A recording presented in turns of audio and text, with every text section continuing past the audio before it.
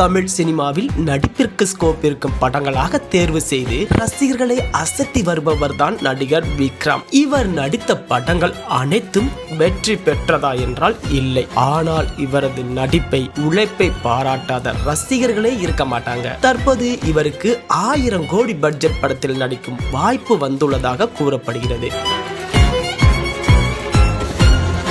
RRR பட வெற்றிக்கு பிறகு SS ராஜமௌலி தெலுங்கு சினிமாவின் முன்னணி நடிகரான மகேஷ் பாபுவை வைத்து பிரம்மாண்ட படம் ஒன்றை இயக்கி வருகிறார். பிரியங்கா சோப்ரா நாயகியாக நடிக்க பிருத்திவிராஜ் முக்கிய கதாபாத்திரத்துல நடிக்கிறாராம். இந்த பிரம்மாண்ட பட்ஜெட் படத்துல தான் விக்ரமை நடிக்க வைக்க பேச்சுவார்த்தை நடக்கிறதாம். மகேஷ் பாபுவின் மாஸ் இமேஜுக்கு நிகரான ஒரு ஹாலிவுட் நடிகரை தேர்வு செய்ய விரும்பிய ராஜமௌலி விக்ரம் அதற்கு கச்சிதமாக பொருந்துவார் என கருதி இருக்கிறாராம். இந்த கூட்டணி உறுதியானால் மகேஷ் பாபுவும் விக்ரமும் முதல் முறையாக இணையும் படமாக இது இருக்கும். 1000 கோடி பட்ஜெட்ல உருவாகும் இந்த படத்துல விக்ரம் இணைவாரா என்பதை பொறுத்திருந்துதான் பார்க்க வேண்டும்.